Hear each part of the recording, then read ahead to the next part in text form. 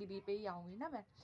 तो अगर तुम भी मेरे जैसे हो तो तुम ये फॉर्मूला अप्लाई करके तुम अच्छे मार्क्स गेन कर सकते हो, जिससे तुम्हारा रिजल्ट बहुत ही इट मीन्स ऐसा तो नहीं होगा कि मुंह छुपाना पड़े रिजल्ट देख के। हेलो, आई एम रीना मानन, I am student of first year. तो आज मैं आप लोगों से कुछ डिस्कस करना चाहती हूँ अबाउट एग्जामिनेशन, बोर्ड एग्जामिनेशन और हमारे जो लोकल बोर्ड्स होते हैं, 9th क्लास 11th क्लास। तो आज मैं अपना सीक्रेट शेयर करने वाली हूँ कि how I achieve good marks in my exams. YouTube में से बहुत सारी वीडियोस है जिसमें बहुत सारे लोग अपने अपने मतलब अपने अपने टिप्स देते हैं, ट्रिक्स देते हैं कि उन्होंने कैसे अच्छे मार्क्स अचीव किए हैं अपने एग्जामिनेशन पे। तो हर का मेथड अलग होता है, हर की टेक्निक अलग होती है कि वो कैसे पढ़ते हैं और वो कैसे मार्क्स अचीव करते हैं। वैसे ही मेरा भी एक सीक्रेट है, कह लो रामबाण है, जिससे मैं अच्छे मार्क्स अचीव कर पाती हूँ।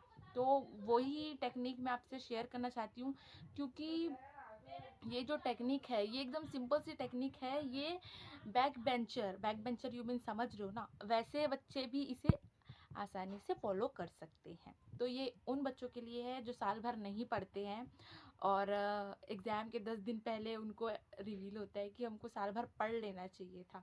तो ये वीडियो उन लोगों के लिए है। इट मीन्स ये वीडियो उन लोगों के लिए तो बहुत ज़्यादा हेल्पफुल होगी जो लोग साल भर कुछ नहीं पढ़ते हैं और 10 दिन पहले उनको याद आता है कि हाँ, कि हमको थोड़ा बहुत पढ़ लेना चाहिए था। साथ ही साथ ये उन लोगों के लिए भी बहुत ही इम्पॉर्टेंट रहने वाली है और वो लोग के लिए बहुत ही हेल्पफुल रहने वाली है जो लोग साल भर मेहनत करते हैं और अच्छी तरह सिलेबस को कंप्लीट करते हैं। तो ये दोनों कैटेगरी के स्टूडेंट्स के लिए है और ये दोनों के लिए ही बहुत ही इफ़ेक्टिव होने वाला है। तो अच्छे मार्क्स लाने के लिए बहुत सारे फैक्टर्स हैं जो मैटर करते हैं, कि तुम्हारा सिलेबस कंप्लीट हुआ है या नहीं हुआ है, तुमने अपना टाइम टेबल कैसे बनाया हुआ है, सेल्फ स्टडी का अगर कोचिंग जाते हो तो कितने आवर्स तुम दे रहे हो स्टडी को। तो अगर तुम गधे बच्चे हो इट मीन्स गधे बच्चे मतलब मेरे जैसे गधे बच्चे, मतलब मैं गधी नहीं हूँ इतनी, बस अब साल भर नहीं पढ़ती हूँ तो ऑफकोर्स गधी के कैटेगरी पे ही आऊँगी ना मैं।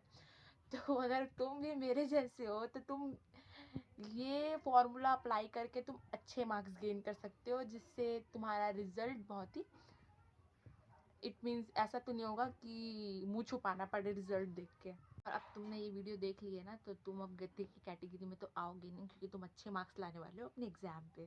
तो टाइम वेस्ट ना करते हुए हम चलते हैं अपने मेथड के ऊपर कि क्या है वो मेथड जिससे हम अच्छे मार्क्स लाने वाले हैं।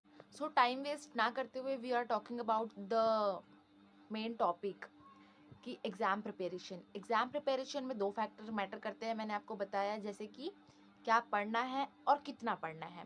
क्या पढ़ना है इसमें यह आता है कि हमारे एग्ज़ाम पे आने वाले जितने भी इम्पोर्टेंट टॉपिक है जो हमारे पास हमारे प्रीवियस 5 ईयर्स के क्वेश्चन पेपर से हमको मिल जाएंगे, तो वो प्रीवियस 5 ईयर के क्वेश्चन पेपर को हमें अच्छे से पढ़ना है, जिससे हमारे एग्ज़ाम पे अच्छे मार्क्स आने की प्रोबेबिलिटी है जो वो इंक्रीज़ कर जाएगी। ठीक है, क्योंकि जो हमारा प्रीवियस ईयर का क्वेश्चन पेपर आता है, क्वेश्चंस उसी से ही आते हैं, क्वेश्चंस वैसे ही होते हैं, क्वेश्चन सेम होते हैं। बस ये है कि एग्जामिनर जो होता है वो क्वेश्चंस के पूछने के तरीके को चेंज करता है, क्वेश्चन चेंज नहीं करता, क्योंकि सिलेबस पे वही टॉपिक्स जो हैं वो सबसे इम्पॉर्टेंट टॉपिक्स है और जिसे वो नहीं बदल सकता, क्वेश्चंस उसी में से ही आएंगे। फैक्टर 1 हमें पता चल गया कि हमें क्या पढ़ना है। हमें पढ़ना है सिर्फ प्रीवियस 5 ईयर के क्वेश्चंस पेपर, वो भी अच्छी तरह से पढ़ना है। ठीक है, क्या पढ़ना है ये तो समझ में आ गया, पर कैसे पढ़ना है, कैसे हमें टाइम स्केड्यूल करना है कि कितने कितने समय हमें कौन कौन से सब्जेक्ट्स को देने हैं। ठीक है, तो ये एक बहुत ही अहम रोल प्ले करता है जो कि मैं आपको इस वीडियो में नहीं बता पाऊंगी, क्योंकि मुझे आपको ब्रीफली समझाना पड़ेगा, उसके लिए मुझे पेन पेपर की ज़रूरत पड़ेगी। तो वो मैं बाद में डिस्कस करती हूँ। अब मैं क्वेश्चंस पेपर की उन क्वेश्चंस के बारे में बात करती हूँ जिनकी प्रोबेबिलिटी होती है जो वो एकदम मैक्सिमम होती है, एकदम हाई होती है। ठीक है, तो हम उन क्वेश्चंस की बात करते हैं। तो वो क्वेश्चंस ऐसे होते हैं, जैसे कि 12th के एग्ज़ाम की मैं बात करूं तो 12th के एग्ज़ाम पे जो जब हम एग्ज़ाम दे रहे थे, मैं 22 की स्टूडेंट हूँ, 22 में मैंने 12th क्लास पास किया है।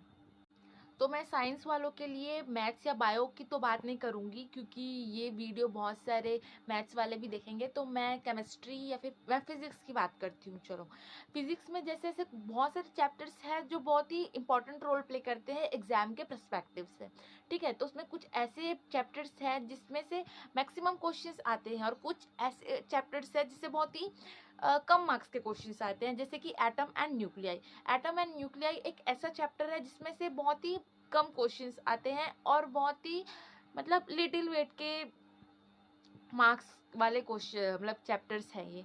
तो ये चैप्टर्स इतने इंपॉर्टेंट नहीं है। कुछ ऐसे चैप्टर्स भी हैं जिससे बहुत सारे मार्क्स हम गेन कर सकते हैं सिर्फ उन्हीं को पढ़ के। तो हमें अपने क्वेश्चन पेपर में क्या करना है कि जो हाईली मार्क्स कंटेनिंग जो हमारे पास टॉपिक्स है, हम उन्हें पहले यहाँ सब पूरा सिलेबस तो नहीं बताने वाली। मैं एक एग्जांपल देती हूँ, जैसे कि सॉलिड स्टेट। 12th क्लास में सॉलिड स्टेट एक चैप्टर है फिजिक्स का, जिसमें से बहुत सारे क्वेश्चंस आते हैं, जिसमें से टाइप ऑफ लैटिस, पैकेजिंग, और structure of lattice, defect lattice defects जो होते हैं, ऐसे बहुत सारे क्वेश्चंस आते हैं। इसमें एक क्वेश्चंस पे 3 से 4 क्वेश्चंस ऐसे होते हैं जो कि बहुत ही अच्छे होते हैं क्वेश्चंस, मतलब कि बहुत ही इजी होते हैं। वो मार्क्स गेन करने के लिए बहुत अच्छे हैं, वो बहुत इजी होते हैं और बहुत अच्छे मार्क्स के दिए हुए होते हैं एग्जाम पे।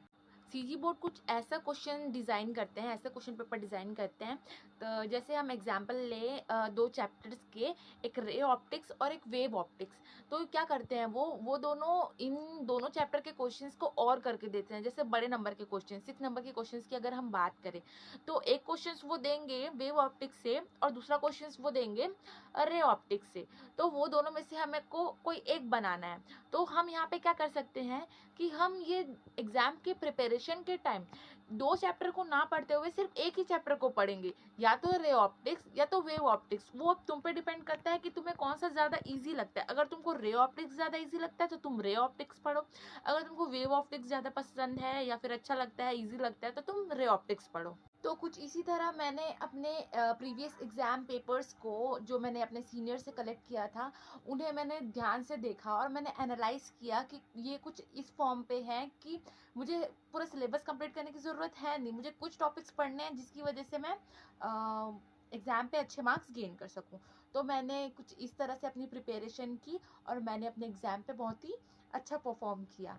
तो मैं भी अपना पूरा एक्सपीरियंस आपके साथ शेयर करूँगी, तो जुड़े रहिए मेरे साथ। और अगर आपको ये वीडियो अच्छी लगी तो वीडियो को लाइक और मेरे चैनल को सब्सक्राइब कीजिए। Thanks for watching.